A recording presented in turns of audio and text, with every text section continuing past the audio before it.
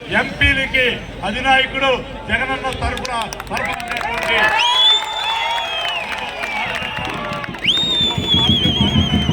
ఈరోజు బీసీలకు కానీ మైనారిటీ ఎస్సీ ఎస్టీకి ఎంత న్యాయం జరుగుతుందంటే 2019లో నేను మీ అందరి దగ్గరికి తెలుగుదేశం పార్టీ దగ్గర ఎంపీగా వచ్చాను, ఓడిపోయాను. కానీ మన విజయసాయి రెడ్డి గారు నాకు బాల్యమిత్రుడు కాబట్టి నువ్వు రామస్తానయ్యా, జగనన్న నిన్ను బీసీలకి బడుగు బలహీన వర్గాలు సేవ చేయడానికి ఎంపీ చేయాలని చెప్పి అన్నాడని చెప్పి తీసుకోపోయి నాకు ఎంపీగా ఒక బడుగు బలహీన బీసీ అభ్యర్థికి ఇచ్చినటువంటి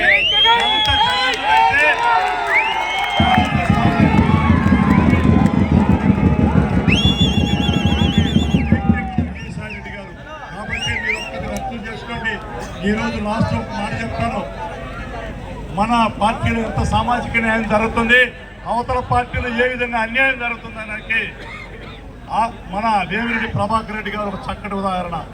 ఒక ముస్లిం మైనారిటీ అభ్యర్థికి నెల్లూరు నగర ఎమ్మెల్యేగా పోటీ చేయడానికి మన పార్టీ తరఫున అవకాశం ఇస్తే, అదేవిధంగా మన నెల్లూరు పార్లమెంటు పరిధిలో కందుకూరులో ఒక బీసీ అభ్యర్థికి మధుసూదన్ గారికి అవకాశం ఇస్తే వాళ్ళిద్దరు పోటీ చేస్తే నేను పోటీ చేయను, వద్దు ఈ పార్టీ అని చెప్పి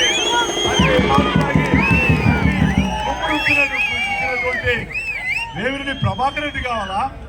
ఈరోజు మనకు అన్ని విధాల నెల్లూరుని ఈ వెనకబడ్డటువంటి ఉదయగిరి ప్రాంతాన్ని అభివృద్ధి చేయడానికి ఒక ప్రణాళిక సృష్టించినటువంటి మన వేణుగోపాల్ విజయసాయి రెడ్డి కావాలా అనేటువంటిది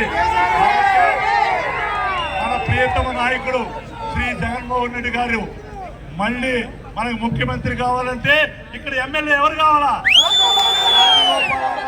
ఇక్కడ బటన్ నొక్కితే అక్కడ లైట్ ఎలగద్ది. ఆయన కానుక వీళ్ళిద్దరిని మనం ఇవ్వాలని చెప్పి జగనానికి 5 సంవత్సరాలు చేసిన పాలనకి ఇంకా కూడా అభివృద్ధి తీసుకోపోవడానికి మీ అందరూ కూడా చేతులు ఎత్తి నమస్కరిస్తూ, ఒక బీసీ అభ్యర్థిగా నాకు ఈ పార్టీలో జరిగిన సామాజిక న్యాయానికి ఇది ఒక ప్రతీక తెలియజేసుకుంటూ మీ అందరూ కూడా పేరు పేరు నమస్కారం తెలియజేసుకుంటూ, నాకు తెలుసు కలిగిరి వాసులంతా కూడా రేపు 13వ తారీఖున ఫ్యాన్ మీద గుర్తి జగనన్నను ముఖ్యమంత్రి చేసుకోవడానికి, రాజగోపాల్ అన్నని ఎమ్మెల్యేగా చేసుకోవడానికి మన ప్రియతమ జగన్మోహన్ రెడ్డి గారి తర్వాత మన పార్టీలో 2వ స్థానంలో ఉన్నటువంటి మన వేణుగోపాల్ విజయసాయి రెడ్డిని ఎంపీగా చేసుకుని మనంతా సిద్ధమా?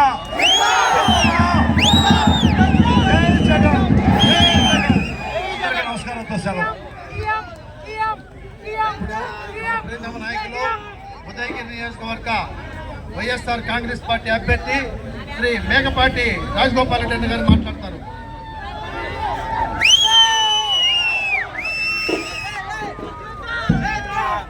కలిగిరి మండల ప్రజలందరికీ పేరు పేరున ధన్యవాదాలు. ఈరోజు ఈ జన సముద్రాన్ని చూస్తుంటే నేను అనుకోవటం ఒక ఎక్స్ ఎంపీ చంద్రబాబు నాయుడు కూడా ఇంతమంది రాల.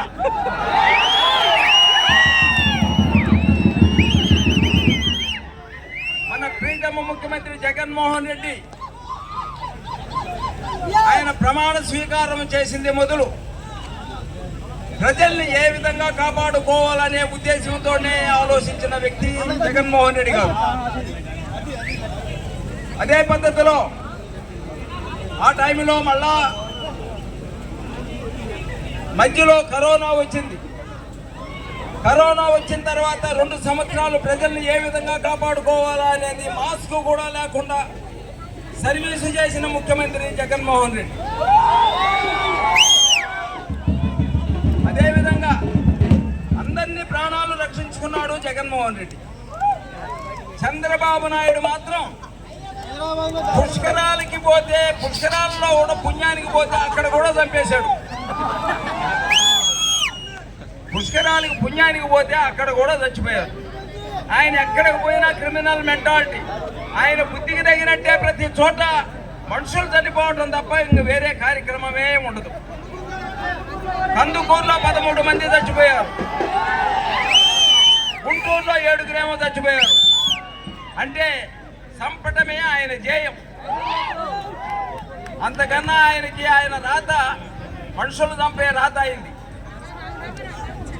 మనకేమైనా చంద్రబాబు నాయుడు గుణము అటువంటి మనిషి మనకు అవసరం లేదు. మన జగన్మోహన్ రెడ్డి